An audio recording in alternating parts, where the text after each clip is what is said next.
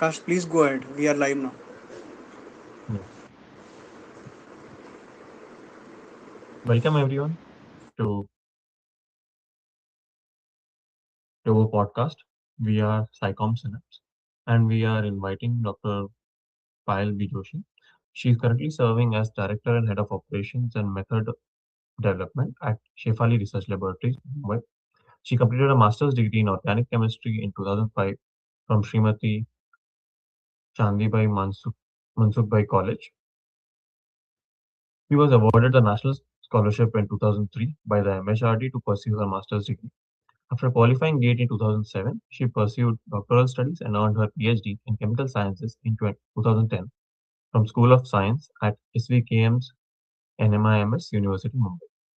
Prior to joining industry, she worked as a lecturer in the Department of Chemistry, Srimati Jangibai Manzukhani College, and later joined as an assistant professor in the Department of Chemistry at Mukesh Patel School of Technology, Management and Engineering, NMIMS University.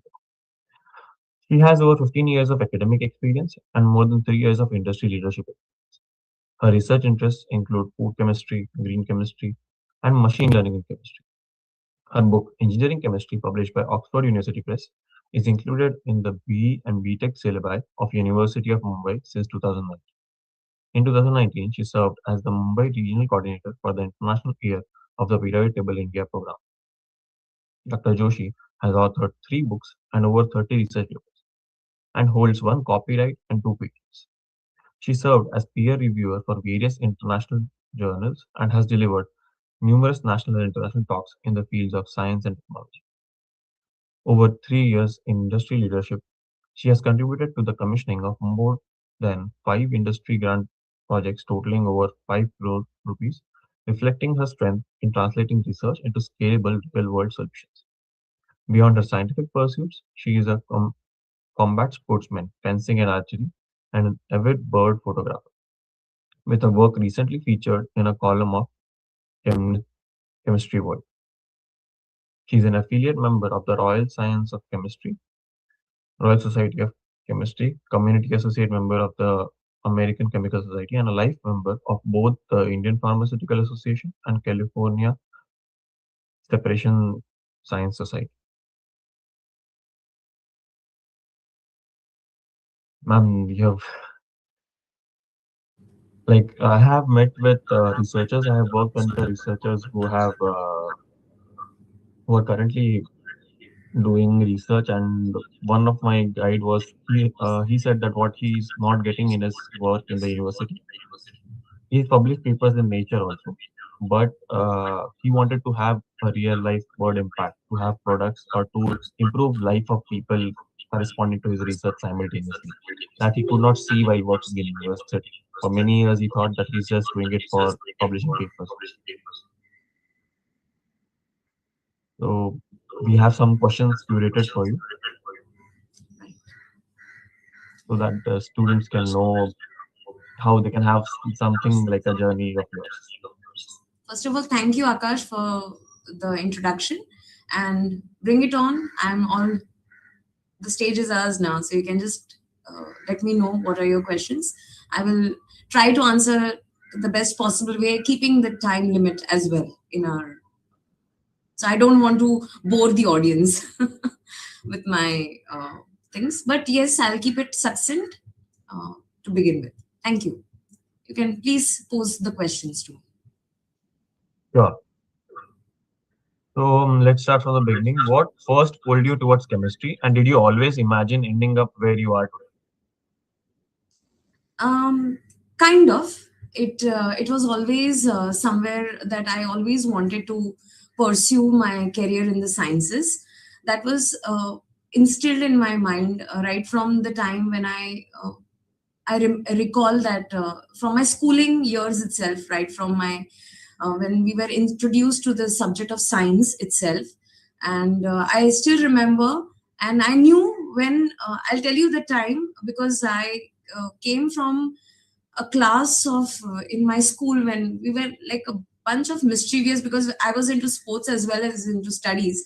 So it was always there to question my professors. So in my school, so I was always the first bencher. Our class was of 50, and I still remember the time when I, as you asked me, when was that time when I actually knew that this is it. When I remember my chemistry professor was writing some reactions on the board, and she kind of fumbled with the balancing of reactions, and I was sitting right there, and I said, "Ma'am, it has to be like this." And she just looked at the textbook and she said, "Yes, you're right." And when she said, "Yes, you're right," that itself gave me a motivation to pursue my career somewhere in the subject of chemistry, where I could even correct the teacher. And that was kind of, for me, the very beginning point, kind of. And then this is you told that how chemistry felt something for you that you could do very well. So correcting a teacher felt a huge thing in school. Yes, kind of. It was kind of like, you know how we are as students. We are not that, kind of. We want to, be the best, right? We want to, because it was a very competition that was always instilled in all. Indian education system is so designed that you are going to be competitive. People say that don't compare, but you definitely compare. So here I wanted to add one thing when I talk about comparison. When we talk about that, I hear parents saying that don't compare, teachers say don't compare, but I have a different perspective because I am into combat sport. And if you are a scientist and a sports person, the perspective changes. You compare for strategy, don't compare for self-worth. This is something that I have learned. You strategize yourself, like, okay, he or she is my contemporary, she's good at it, he's good at it, but you compare it to strategize in a better way, so you are an updated version the next day. You should not compare in terms of your self-worth. Don't try to bring a self-pity. Oh, I don't know how to do this. Oh, I cannot. You can always improvise. So comparison is, we are neurologically only devised in such a way that we are naturally bound to compare. So if somebody says shun it away, no. You compare, but compare it for strategy. Don't compare it for your self-worth. This is what I would like to say about. So chemistry came across to me because somewhere I knew that I'm much better in this subject. Thank you very much, ma'am, for the unpopular opinion, which is very much required, because everywhere you will see people saying don't compare. But as you said, that one should learn from others and understand what is the strategy and not define that failure to Strategize, themselves. strategize. See, this is what happens in sports. Like one-on-one duel. When I do fencing, one-on-one duel, I know that opponent has a left hand. He's a left-hander. Okay, a left-hander has an advantage physically than a person who is a right-handed. So now I cannot do away with it. Why should I question my self-worth? Right? Same thing goes in sciences. Like when you are looking at, okay, I'm not good in writing organic reactions, so let me practice. Let me notch up more. Maybe today I'm slow, but after 2 weeks I'll be good at it. Maybe better than my opponent. There's no harm. You have to always strategize and go ahead, but don't question your self-worth. That is something that I always tell my PhD students, my colleagues as well. Yeah, I mean, it's ingrained in us if we fail in something, and generally students who are doing research have scored well in their school days and all. And in research, you will fail every day. So when that failure comes, I think people assign it to their self-worth also. But let me take you back, as you said that you felt that the chemistry is something that I can do now because I had this moment. But then, when was the moment when you got a bit fine by a specific choice? When did that come? That this is in chemistry Uh, also. it was not easy. It was not easy because in my during our time, during our curriculum, when I was doing my Bachelor of Science, so at that time, in the second year, when you had to choose a combination where chemistry I had taken and zoology was the subject I had taken. And when I had taken these two subjects, both these subjects are very good. Like I was very good in it. Not about, I did not even think about in terms of scoring. So obviously that was one part of it, but how to choose? Now that I go in my third year, I have only one choice. and that is going to carve my career throughout. So it was either chemistry or zoology. So either you would have seen me in a couple of years doing chemistry experiments, or you would have seen me as a wildlife researcher, in zoology, maybe dissecting some animals and things like that. So maybe that was one. I used to love dissection as well, and I think practicals in college was the one that became a defining moment for me, that I'm going to choose a career, whether it is in chemistry or in zoology. But it was again a very tough love to to give away, both the subjects you love. So what happened, there was this one defining moment, because my father was also a professor in microbiology. Okay, and this happened at that moment. I still remember that day when he was working in the lab, and he was seeing something under a microscope. Okay, I was not into microbiology. I never liked to work in a closed lab, because if you have seen microbiology labs, you have to work in a closed lab between two Bunsen burners, and I never liked to do that. So I wanted, like in chemistry, open labs and everything. So I was in his lab, he was working, and I was just like a typical teenager, like you guys. I was like all into my world, and I was seeing him doing something, and he was adding some organic dye that you see, solvent, and he was adding Yeah. something. And I asked my father, like, what are you adding there? You cannot see the cells directly. He said, no, I need these organic dyes. So it was like methyl red was there, saffronin was there, and there was a book kept. So I just opened. I just wanted to see what is saffronin looking like. So when I saw, it was all chemical structures.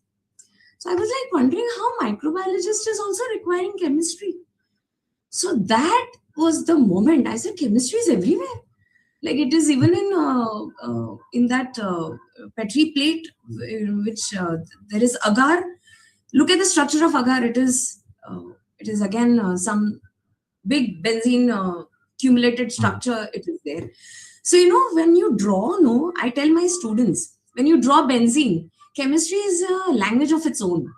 So a person sitting in Sweden, okay, may not be knowing the language that is Hindi, but will certainly know how to draw the structure of benzene, right? So chemistry became like a language of its own. When I started looking at it that way, I said, okay, zoology can be my second love. I'm not to give it away. So yes, it turned into a hobby for me in the coming years. But chemistry became my subject, because I said it has its language of its own.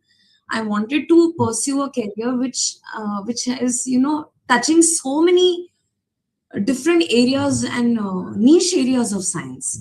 That is when I said, okay, this is something that I really want to do. That's how I picked up. And then in my final year, I took up chemistry. And then my first love was actually physical chemistry, where you write derivations and things like that, and try to understand the physicality. Because physics was also very close to me, which again I had to give away because I didn't want to study physics. Again, you don't get to wear lab coats in the lab. Chemistry is one such subject where you can wear your lab coats. I remember the first day of my practical as well.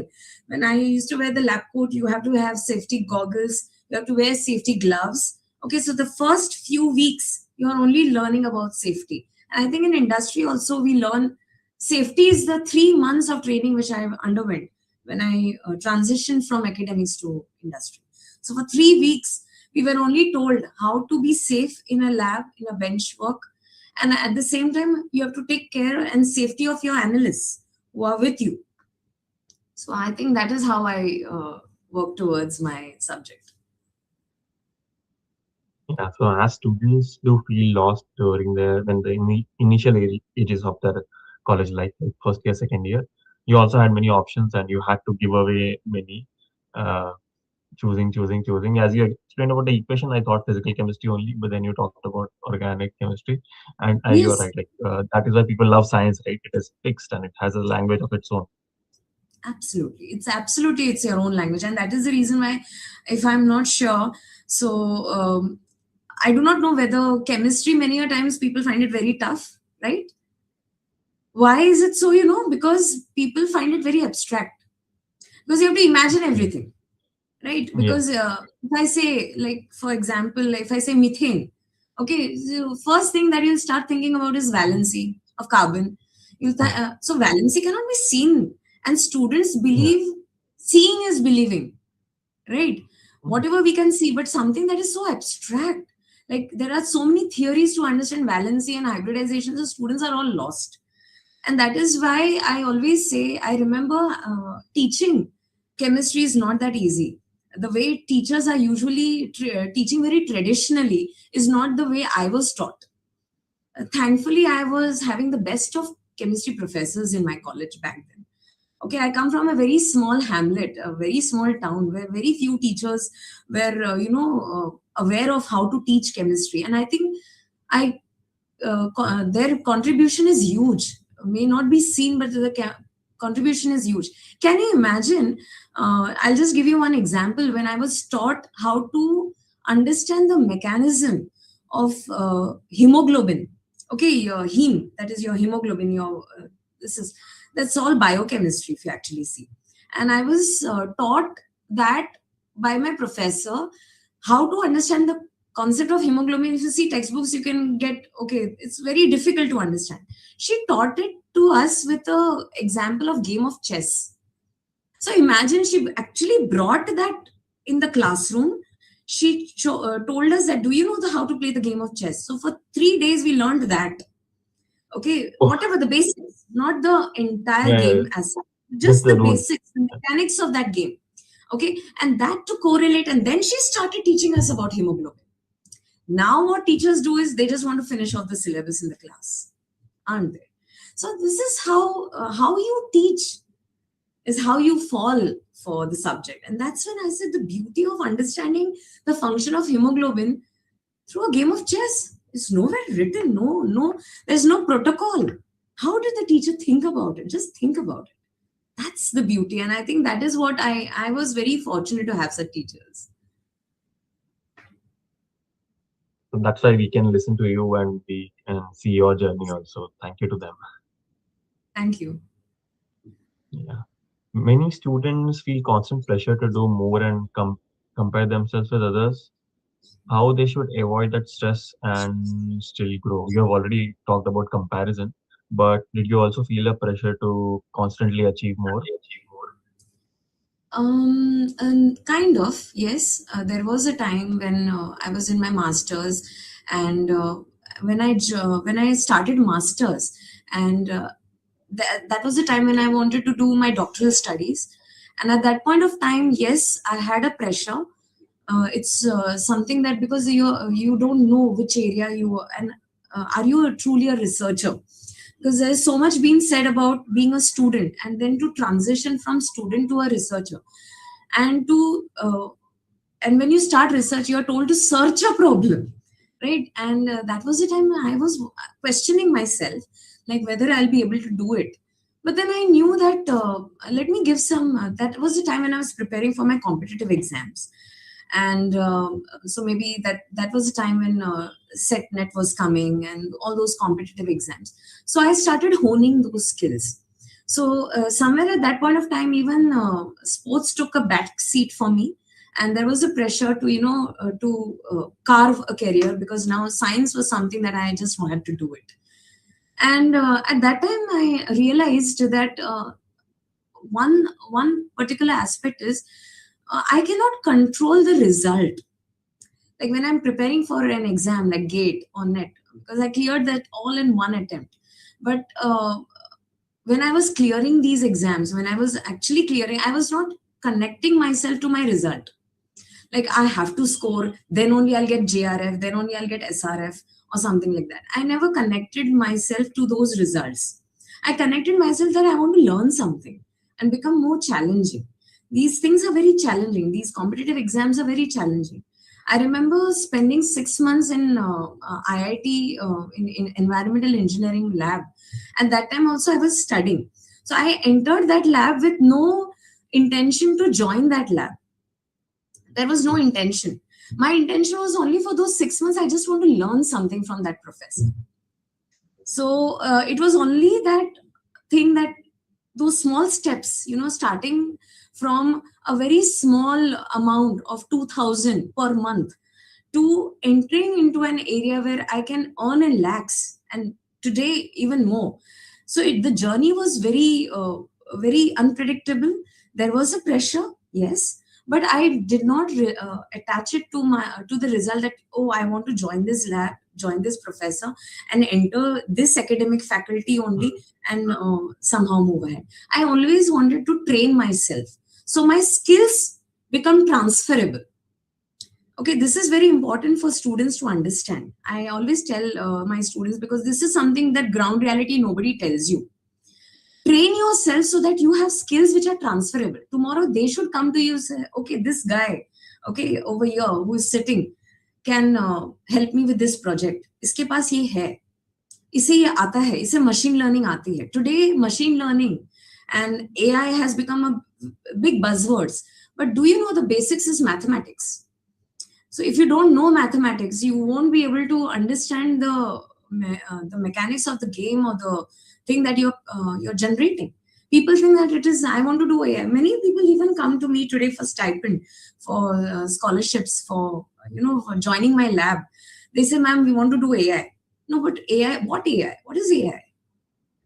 Do you know the basics of machine learning? Do you know the basics of that? Do you know the different programming languages? So please upskill yourself.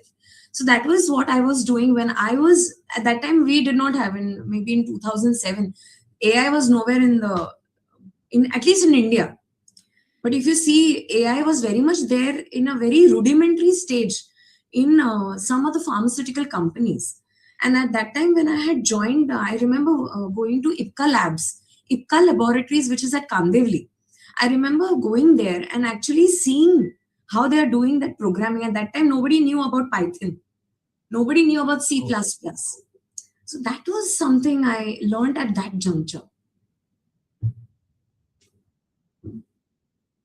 So that's how, yes. Yeah, as you said, that we should have transferable skills, which our researchers and people can easily identify by our work. Exactly, you should have a transferable skill. So our audiences are also from microbiology and chemistry, and they are either doing their bachelor's or master's. They are interested in research. Yeah. So would you suggest them in the initial years of college, like first year or second year, to focus more on strong concepts, lab skills, or just exploring different things and finding their niche? You have already talked about transferable skills, but how important are concepts and what they can focus on? Assuming, if I assume undergraduates, should I assume undergraduates, Akash? Yeah. Or you can put a slab for undergraduates for masters. Yes. So for undergraduates, theory is going to be the basis.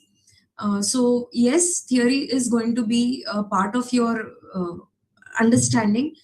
But at the same time, practicals is something where I feel that you are going to get more hands-on.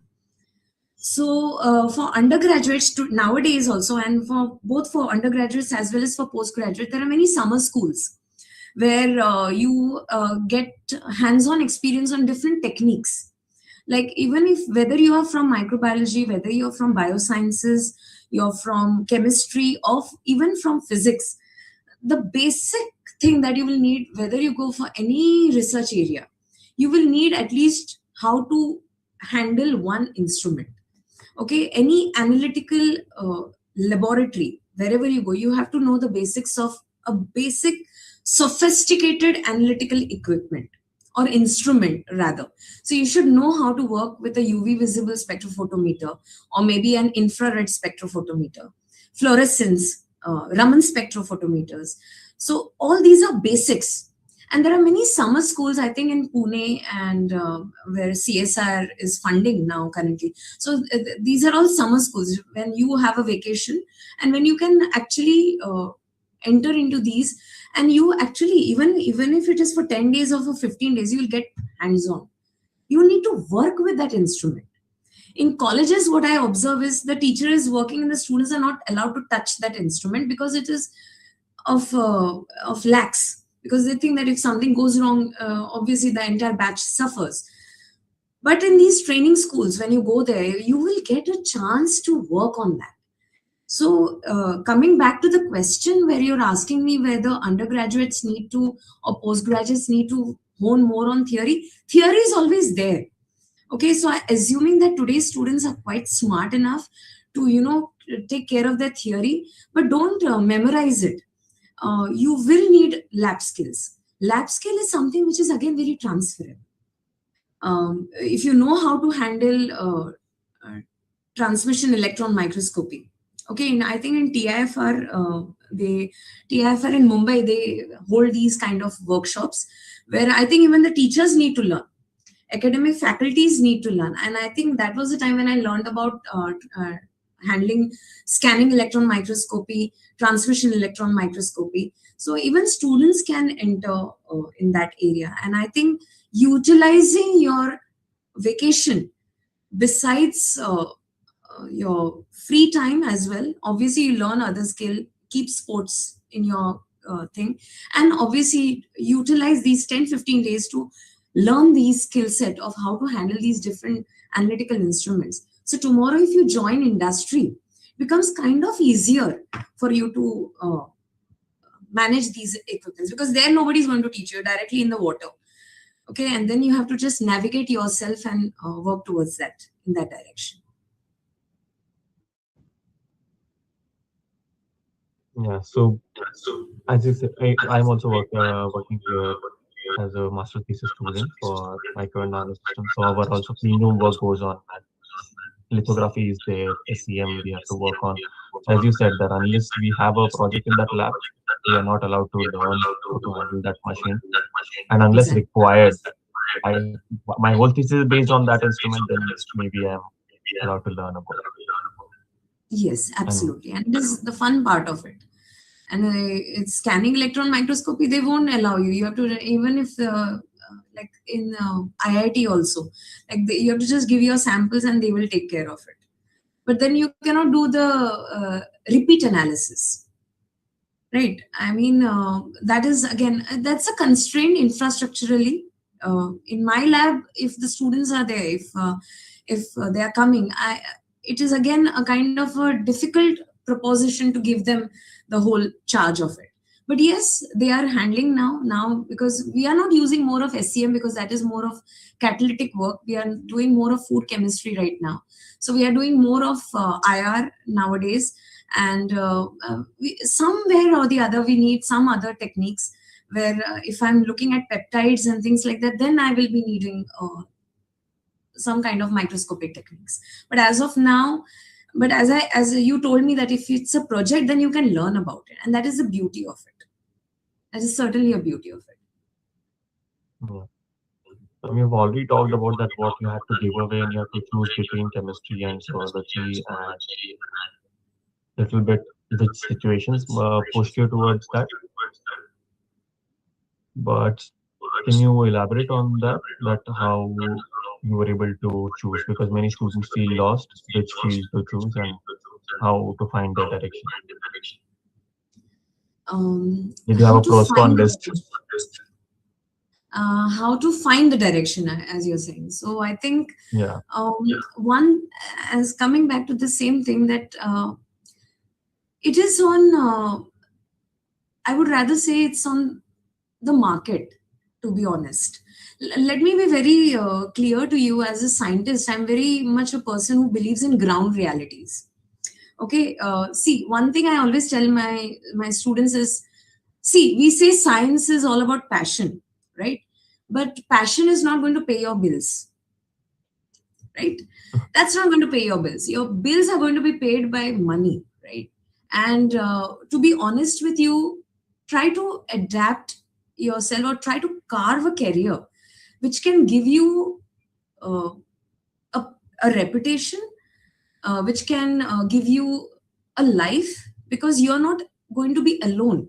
See, what happens is when you are a student or when you're a researcher, you're thinking in your perspective because you're solitary, right? But tomorrow you're going to have a family, right? Tomorrow you may enter into a family fort. You will be working as well, so you'll have a family fort. You will have a career, so you are not alone. You have to be answerable to your better half, to your family, your parents, maybe your kids in the future. So you're not alone. So your life is going to be very different from 5 or 10 years from here. So ground reality is, choose a career which has a market in future. This is very important. Nobody tells you this thing. Okay, so what is the demand today? Now there is a market that is there is a booming market of machine learning and AI. So everybody is entering, but that is again a very stupid and a mad rush, right? AI is the future, but AI is not the only future, right? Learn to accept that. Learn to understand that if everybody is going there, do you think I will be also doing the best in that field? Not necessarily. It is not necessary that the person who is good in microbiology will be good in the other field of biosciences as well. Not necessary. So try to understand where I'm good at right now.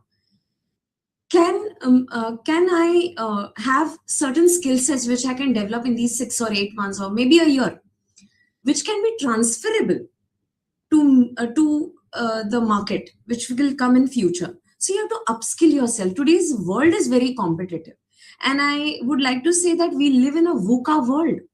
Now, what is VUCA? It's volatile, it's uncertain, it's complex, and it is ambiguous. So what you're seeing today may not be the reality in future.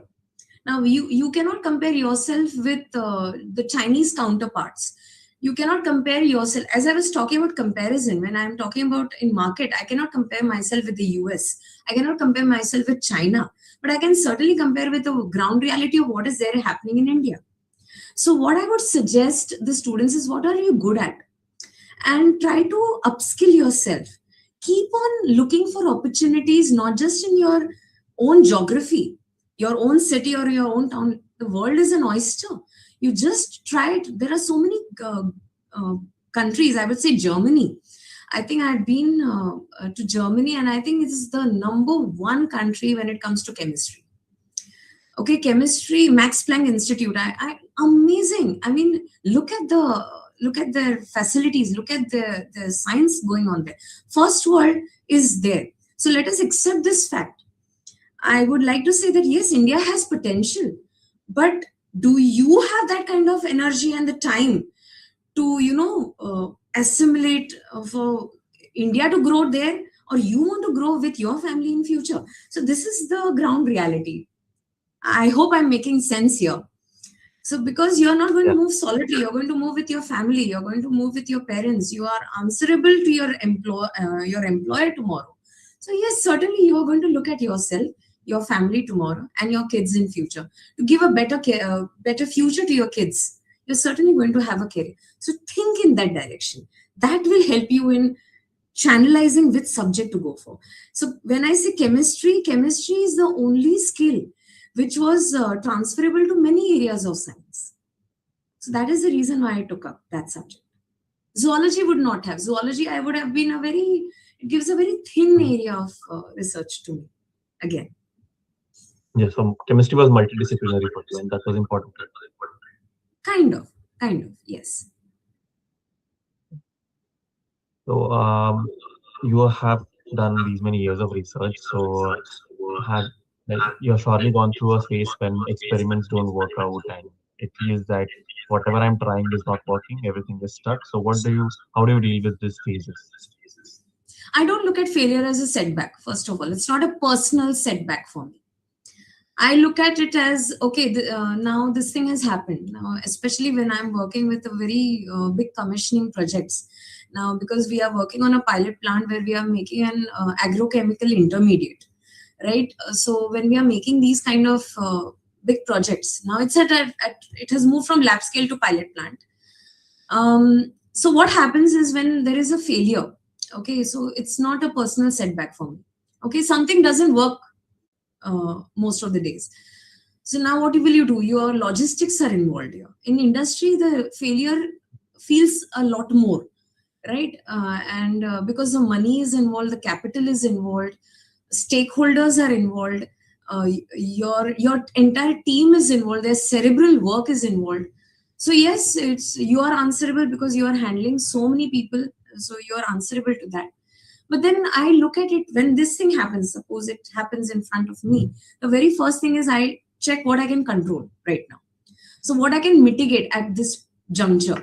So whatever I can control, I first take that in my hand and start working on it immediately. Okay, the one that I cannot control, which is not absolutely out of my ambit of my protocol, I will just allow it to, whatever happens, let us just go ahead with that, let it happen.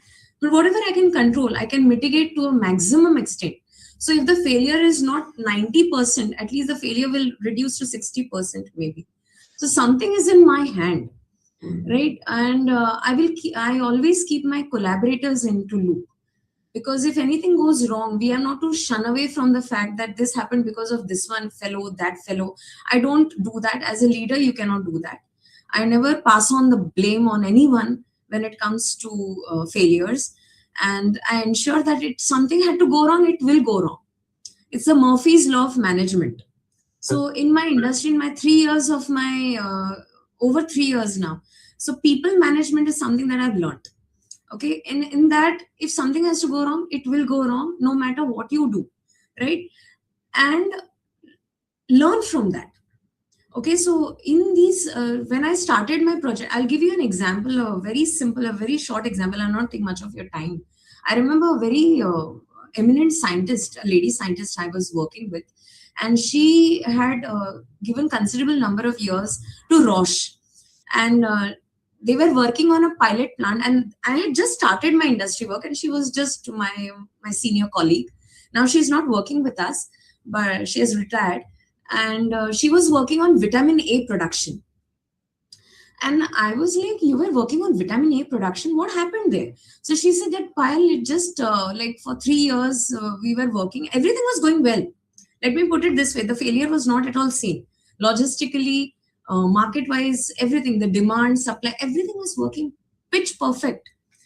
But suddenly she just gets a mail that we have to decommission this pilot plant. So she said that I didn't know how it went wrong. The very when we were having this discussion, the very basic thing that she didn't realize was in vitamin A, India doesn't have any requirement. Vitamin A is not a big requirement in India, because vitamin A deficiency is not that much seen in India. So all these products were exported in other countries where they were not requiring. So they just decommissioned the plant. So I said that, man, this was such a basic thing to understand. So she said that I didn't know then, and everything was going well. So failure can come from anywhere, from any sphere, even though you're going all well. So this was one example which I learned in my very early stage of my career. And I said that I will do any project which is sustainable. And looking at the market demand, that is very important.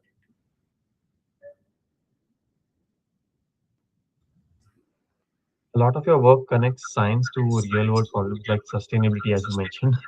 How do you Yes. decide, like, is it always just the market or other considerations are also there to decide which problem is worth pursuing? Scalability. Whether it is scalable from because when I work in a lab, I may work with just 1 gram, 2 grams, kind of a thing. I'm talking in terms of chemistry, in terms of that 1 or 2 grams. But is it that same method, which the same method or the same protocol, is it going to be scalable? Like I remember doing photocatalysis. Okay, photocatalysis is again a very niche area, and green chemistry, because that is a sustainable project. um, so I remember when you're working with photocatalysis, you're working with UV lamps. Okay, now when you're working with UV lamps, it is going to work in a lab, but is it scalable in the production manner, in the pilot plant or in a production scale? So my decision is dependent on two factors. Obviously, one third factor, I'm taking market. Two factors. One is the capital investment that needs to go into it, and secondly, do I have the required infrastructure for the scalability? So when I talk about sustainability, now see, sustainability also, many people think sustainability is such a term which has been thrown just like AI as a buzzword. Like people think that sustainability is all like for years together. For industry, it can be just 5 or 7 years of sustainability. if my project works for 5 or 7 years, I'm good to go. No, like it can be for 5 years, 7 years, 10 years. That's also sustainability for me. So how do I define sustainability is also very important and crucial. So we do life cycle assessment, and I am a very small part of that life cycle assessment. Right, R&D is a very small part of it. I'm not doing manufacturing. I'm not doing production. I'm not doing transport. Right, so I'm just doing one part of that R&D. So I'm just a very small player in the whole game of life cycle assessment. Understand that, and that is how I decide whether this project is worth going for or not. Yeah. You have already opened the box with by saying life cycle assessment. My thesis is on lifetime modeling of fatigue analysis of microelectronics. And my next question is coming to that only. If you have to explain what you work on at Shafali Research Laboratories to a first year students in a simple way, how would you put it? So I think it will also have that term and you can elaborate a bit. Yeah, I am currently working in the area of food chemistry, and that has direct translation to food industry. And food industry is one of the biggest industries as of now. And currently, my area is working in towards formulating food products for GLP-1 users. So GLP-1 is an anti-obesity drug users. So we know about GLP is glucagon-like peptide receptor agonists, and the patients who are being prescribed GLP-1, or I would like to say in a simple term, it's an anti-obesity drug. And obesity being the mother of all diseases, all metabolic problems, and obesity is the biggest uh, problem in it's an epidemic in India and in global arena also. So now this we are now you'll find this market coming up, mushrooming up. So we are in that area itself. We are formulating the kind of meals that need to be given to the patients who are being prescribed with GLP-1 drugs, and those who are prescribed with anti-obesity drugs. So we are formulating certain food products which can support their well-being when they are because in case of GLP, the ones who are taking this medication, their appetite is lost, kind of. Their appetite loss is considered as equal to weight loss, and hence every morsel that they eat becomes very crucial. So there has to be no loss of nutrition or any loss of vitamins or things like that. So that becomes a very very important and a very crucial thing. So this is one area. Earlier to that, we were working on fortified products from edible mushrooms.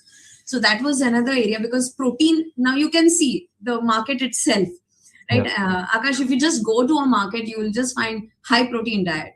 Okay, we have Right. villainized all the carbohydrates and fats, which is not correct. Okay, you'll find a lot of high fiber diet, which is it's a basics of nutrition. The people who know about nutrition know these are the basics. Right now, you'll find even such kind of products which are formulated. Now you'll see Danone. You can just Google search. Danone is coming out with such kind of milk and milk-based fortified meals, which is only for GLP-1 users.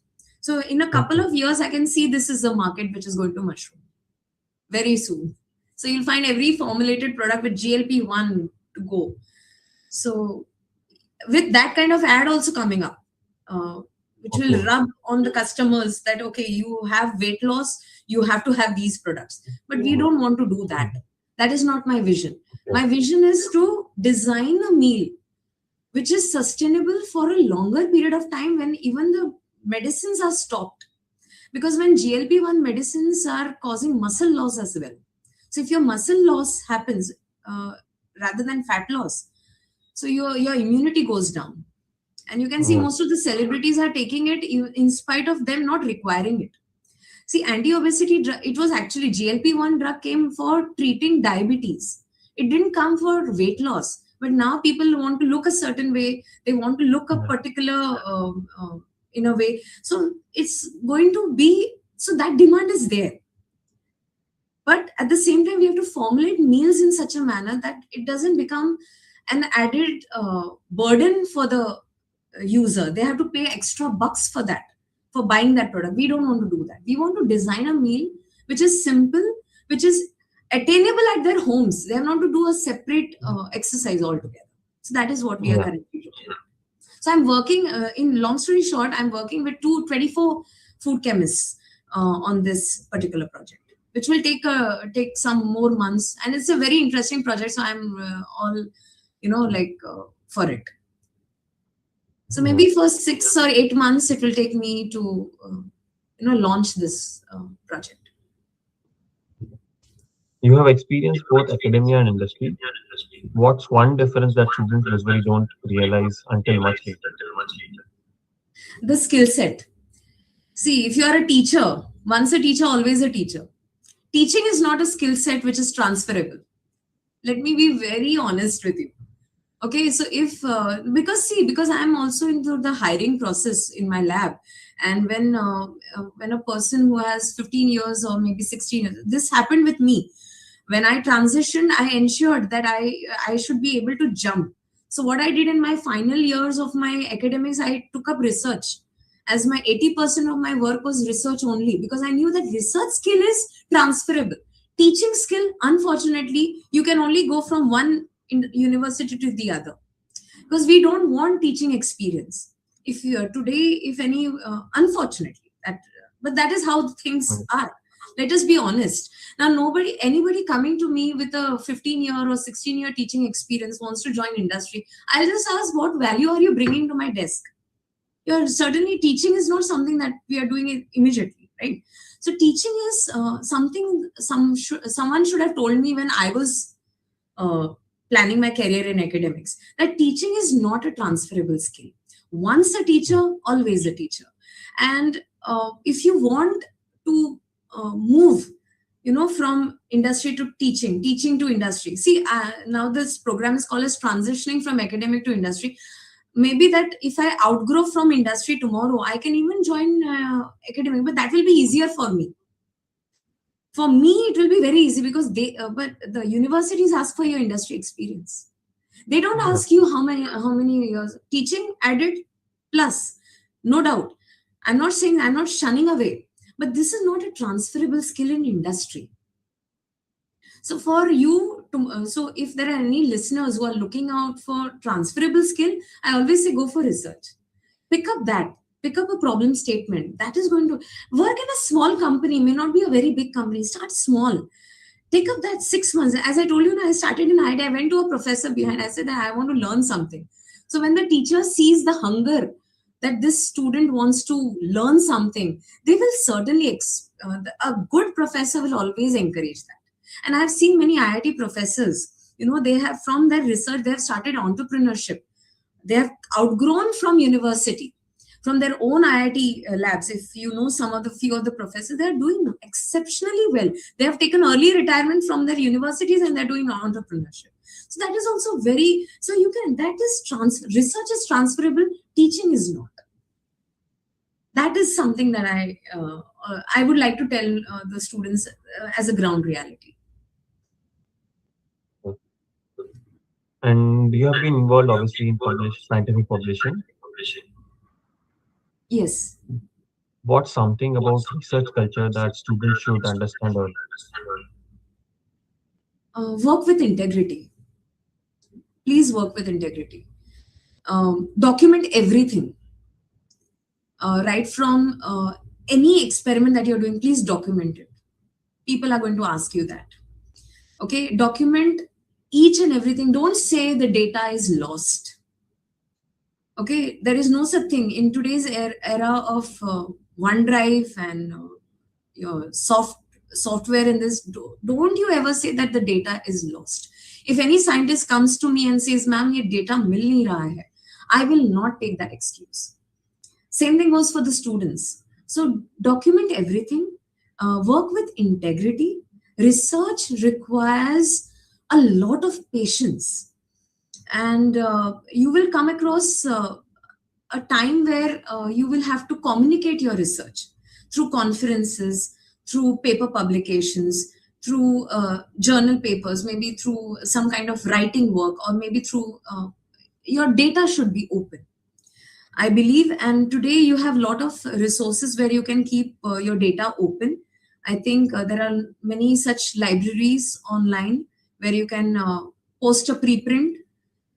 You can ensure that your data is out there so that nobody can steal your data. Okay, so Yeah. stealing happens. It's not something that you're living in an ideal world.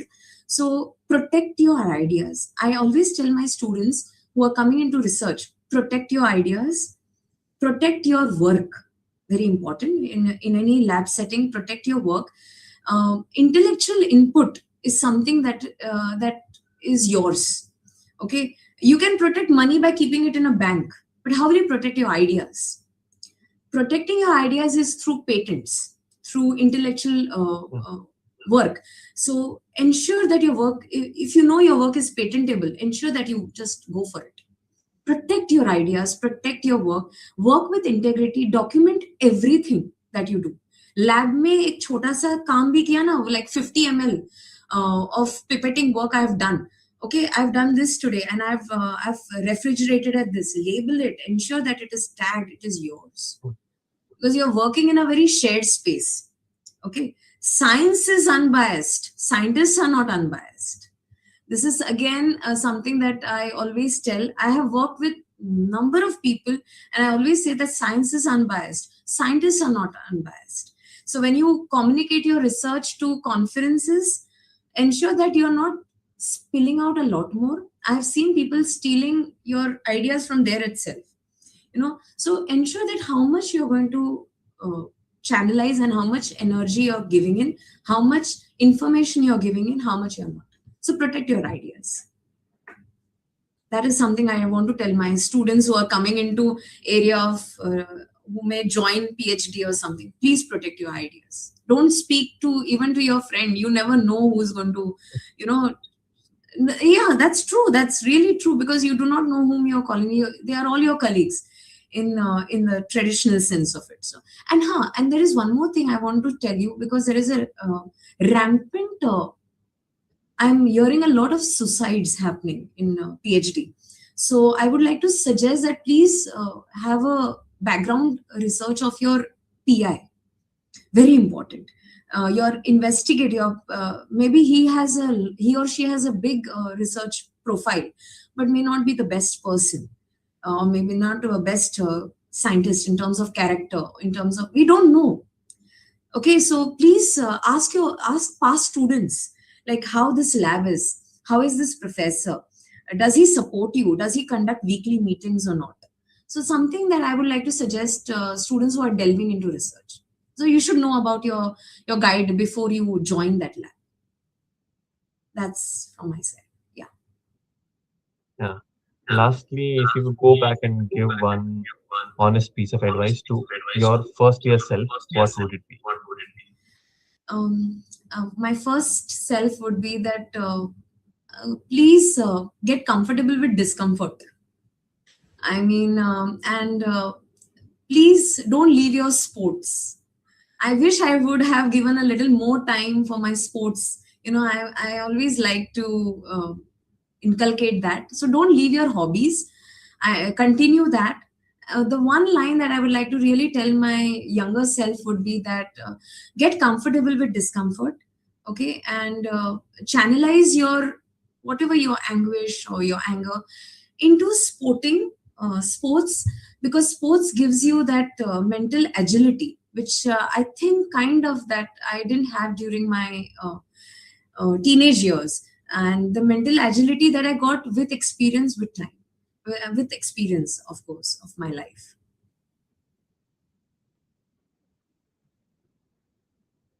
Yeah. Today, like as you have mentioned, I heard so many things like how your choice went to chemistry, and then the main thing I remembered is that one should not put their failures to their self-worth, which I've also been doing that.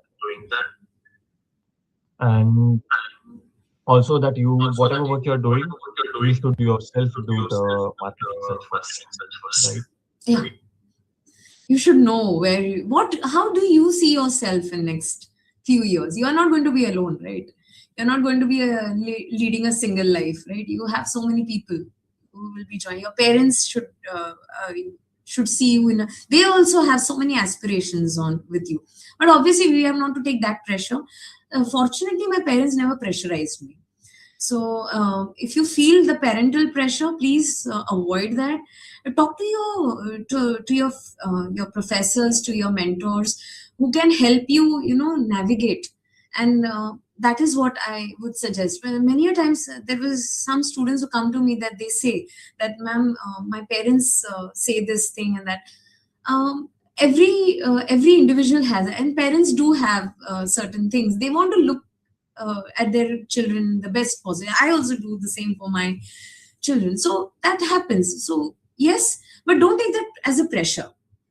Uh, do your best, like a software update you do each year. You should be an updated version. So if I see Akash today, after a year, he should be an updated version, right? So something like that. Always look up to that.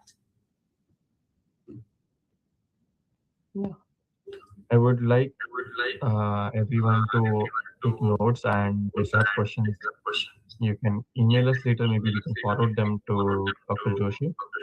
I have put we are going to put the feedback link in the YouTube, so you can please fill that form and receive the certificate for this.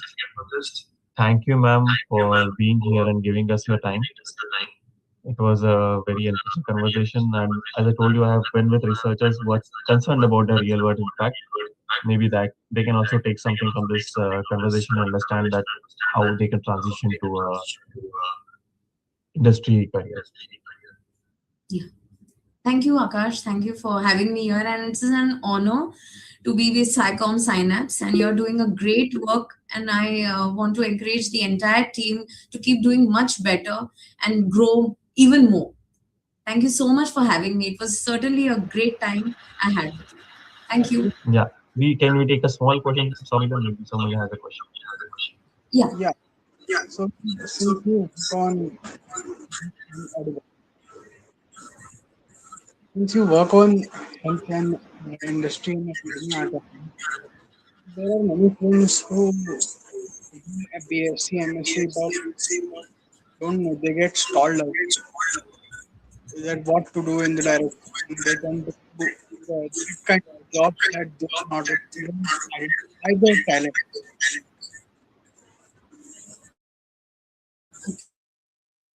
So I have, I think you're asking me for BSc, MSc students. yes. The students who are doing BSc, MSc, they do it, but they don't know what is their inside talent, what they are. So, what guidance would you like to give the students? Okay. So they don't have this kind of guidance. You're talking about BSc, MSc students. They're quite young. Unfortunately, our structure is only such that at a very young age we are told to choose our careers when we even don't know what we are supposed to wear, right? So I know it is kind of difficult in terms of this. So you can always, what I can say is.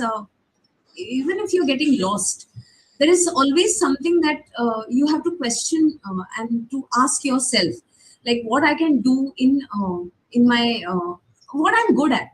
You, every person, every individual, whether he's a bachelor's or a master's, is he or she is good in something. So find that out. Nobody is going to come and handhold you and bring you out. See, unfortunately, we are living in a, as I told you, and we are living in a very VUCA world. Everybody is in their own world, right? So, what I would like to say is nobody is going to help you out. You have to find out your own way. And for that, you have to question yourself that what I'm good at. Once you know what you're good at, you should not hesitate in approaching. Don't hesitate. Most of the students are losing out on opportunities because they hesitate. अरे मुझे मिलेगा क्या? मुझे वो sir करे करके देंगे? अरे ट्राई तो करो, ज्यादा से ज्यादा क्या ना बोलेंगे ना, मार थोड़ी डालेंगे. So don't hesitate. The hesitation is the problem. You just go ahead, you ask the question. No, go ahead, sir मुझे नहीं आता, how do I improvise myself? Ask your teachers, trouble them, ask them questions. They are supposed to mentor you. I know in the kind of an environment where we are looking at, we want to question ourselves. But if you're not clear, please go and talk to your professors. I've seen many people. I remember one of the students. He was from a very poor background. He had come to me and he had asked me, "Ma'am, मुझे क्या करना चाहिए?" For 3 months, I was with him, and I used to tell him that what you can do, you can do. Today, he's doing really well. He has already got a master's in one of the finest institutions, and it's so good to see him grow that way. He said that, "Ma'am, because you told me this, no." So go and ask for help. There's nothing to be shy about. Don't hesitate to ask for help. Go and any professor you feel that he or she can help me, just ask them. They will certainly bring out the light in you, and that is how you move ahead and navigate. But don't hesitate. Yeah, but the problem students are hesitated. Discuss with Don't them. hesitate ना. और क्या क्यों hesitate करना? कौन सा बड़ा person बैठा है? Don't hesitate. Even no matter the person is a director, no matter, I know there is a kind of a mask that you are a director, you are a head, you are a professor. So just knock the door. क्या होगा? ज़्यादा से ज़्यादा आपको बोलेंगे कि आप बाद में आओ. Maybe he or she may be busy. Don't take it personally. No. Problem is hesitation कहाँ से आता है? Because you take every no for a personal attack. It's not personal. This is that person. Okay, maybe must be some issue. Okay, next day you go. Keep that agility. That mental strength has to be there. That मैं जाके पूछूंगा या पूछूंगी. I want to find out an answer for it. So your hunger should be visible to that professor. That वो ही कल आके बोले कि भाई आ जा यार, क्या हुआ? उसने तो पूछ रहा था, मैं पूछ रही थी. This is what happens. So don't hesitate. Nobody is big. No one. You have to ensure that you can challenge, and you have to learn the art of approach as well. When you are approaching a professor, you are approaching a person. You should know that, ma'am, when can you give time? Your urgency may not be that person's urgency, isn't it? आपकी urgency उनकी urgency नहीं है, but आपकी urgency तो है ना. So there is a saying in Bengali my mom used to say, and I think most of the professors are Bengali, so they will be able to understand, So where the translation is where even a sue cannot go. जहाँ सुई भी नहीं जाती वहाँ हम bamboo भी डाल सकते हैं. That's the hesitation that you must avoid, right? So I think majority, 80% of the people are Bengalis, and they will agree to me that we have this saying that where even if a needle cannot go, we can even put a bamboo rod which can go, and we can get our things done. That's how you should keep that fire should be there. And that is passion which we are talking about, right? This is the passion. One person asked that PhD necessary to go into industry? Sorry, PhD is necessary? No, PhD is not necessary for industry. You can just be a basic masters. We want youngsters to join us. We want to catch them young. PhD is a minimum requirement in academics. If you're joining a university, anything above that postdoc is required. In fact, we have most of them are some of them are masters in in fact, some of them are pursuing PhD with us. So we are catching them young. So, ma'am, if you don't mind, can you share your website? Yeah, I will certainly share my website. I think you can just Google also, you'll get my website. And we type your website on the chat. I'll type in live. You can just type my laboratory's name and you have a website. Okay. So you can also see the past projects that we have done, right from carbon capture to everything. So it has been since 2010, and I joined some years back. In 2022, I joined as a senior scientist, and then I was promoted. So that was through and you don't need to have a PhD. You need to have masters. And masters also depending upon which area of science. Where as of now, we are just taking chemistry and food sciences, food scientists, what we are looking at. If any opportunities come in your, please do share it with. Yes, I'll tell you very quickly about the opportunity as well. Normally, we are taking food chemists and food technologists in our area because we have a pilot plant coming up. So we are going to advertise for that. We are not taking any student interns as of now. We are closed for that because we don't have the infrastructure for training student interns. But yes, if we are having a position for food technologists and food chemists, we advertise for it either through daily newspapers or through our website. So Okay, I thank hope you. that. Thank you. Thank you so much. Once again, So, man, thank you so much. Thank you. The students will surely understand it and they'll look back to the conversation. They can watch it anytime on YouTube also. And because otherwise, also, we have had researchers who are currently doing research more in academic, but this is in a way our first interaction with a researcher who's leading in industry as well nowadays. So, thank you very much. Thank you so much. Thank you.